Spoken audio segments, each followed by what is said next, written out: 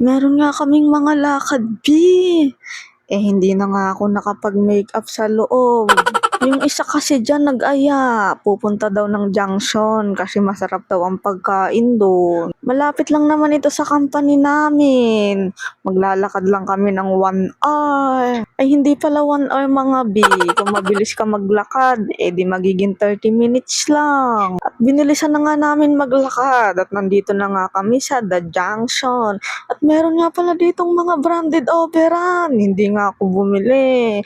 Kasi nga tiningnan ko yung mga tela, hindi naman kasi ganun kaganda. First time ko ang makarating dito sa The Junction, kaya nga ako sumama sa kanila. At napakarami din pala dito mga pagkain, mga B, iba-iba. Sadyain pala tong lugar na to, kaya yung mga pumupunta dito, may mga sari-sariling sasakyan. Mahirap talagang pumunta dito pag wala kang sasakyan, mga B. At ito na nga, naghahanap kami ng kakainan. At gusto kong i-flex sa inyo, yung mga nagtitinda dito, mayroon din palang mga kikiam, fishball, ramen. At gusto ko nga mag-ramen, kaso nga ayaw nila. Kaya kung ano na lang napag-usapan, di yun na lang. Yung mga nagpupunta pala dito, mga B, may mga kaya-kaya, magaganda yung kutis.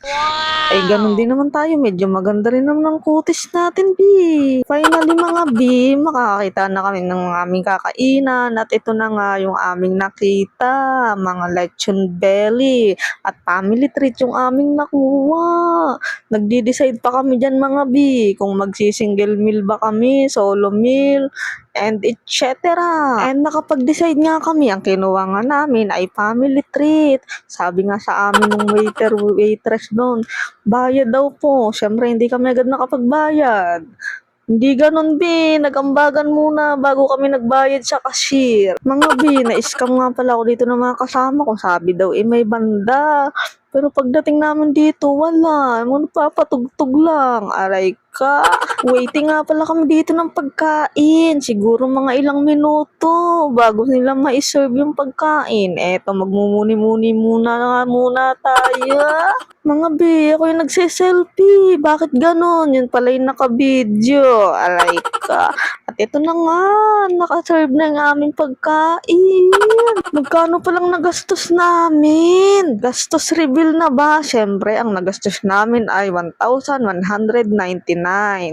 Bali, ilang mga putahe yan, mga B. Ang natatandaan ko dyan, may lechon belly, Hungarian, tapos chicken.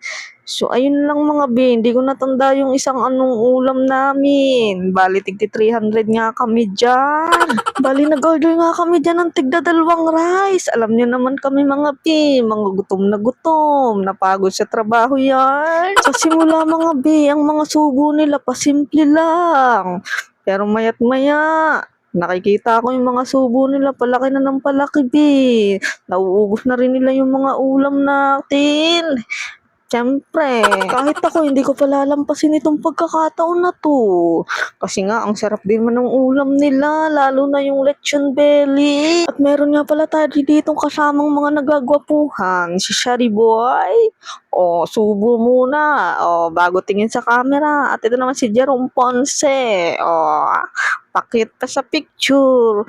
At mga B ay yung mga tatlong nagagandahang mga dalagit. Subo ulit, Shari Boy. Sumubo ulit si Jerome Ponce, pakit ulit. Mga B, gusto ko lang i-flex yung aming time-lapse habang kami kumakain. Ganyan dapat, B. Ito nga namin kumain, mga B. Napagdesisyonan nga namin tumambay muna dito sa taas. At itong isa naman, nagtitiktok, mga B. At ito naman dalawang to, nagmamaganda. So, ayan ang ating view dito sa taas, mga B. So, ayan, tamang chill lang. Chill lang. At flex ko lang ang aking magandang sapatos, mga B. Magpuputwork tayo dyan. Kaya nyo ba yan, mga B? Bongga. Nagpakitang gilas. Busog yan si Shari Boy.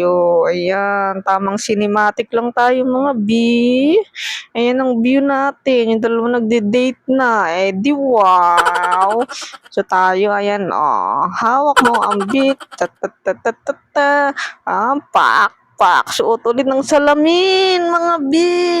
Pak. Beauty and the Beat.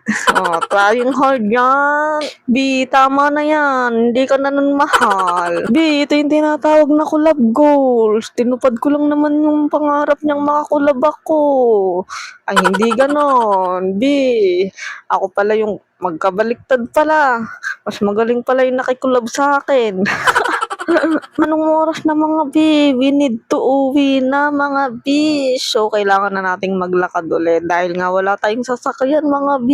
Mga purita tayo mga B. So, ayan, binidyo ko na muna sila pagkabagal-bagal pa maglakad. Hindi anong oras na nga ako nakauwi mga B. Sabi ko, bilisan nilang maglakad. At ito namang si Jerome, nag-suggest ng daan mga B.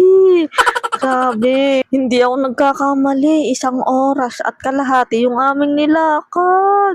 Grabe, Jerome, huwag ka nang mag-suggest sa susunod dahil sobrang layo ng iyong sinasuggest. Nilalaban niya talaga yung daan na yun, kaya naman naniwala kami sa kanya. Nagkaroon kami ng tiwala. Mamaya't maya, nare-realize na namin pagka layo-layo yung mga kinain namin, wala na. Pagdating namin sa sakayan, terminal, wala na ulit, gutom na. Mga B, kapag nga ganitong commuters, lakad is life mga B. Yan, sana soon magkaroon kami ng sasakyan, bawat isa. Hindi naman masamang mangarap mga B. Ayun na nga, naglalakad na kami. Binibilisan na nga namin maglakad kasi nga may pasok pa kinabukasan. Siyempre, chika-chika pa kami habang naglalakad. Tawanan, hindi yun mawawala. Mga B, may nabubuo nga pala ditong love team. Napalagay ko medyo bagay sila. So, ayan sila, naglalakad ng bonggang-bongga, nahihiya pang maghawak kamay. Ayan, kinuhanan nga namin ng video kasi nga ang cute nga nila. Super bagay nila, pwede na yung height nila, Ang bongga. Siguro hanggang dito na lang muna ang ating video and see you in my next one. Bye-bye. Thank you so much.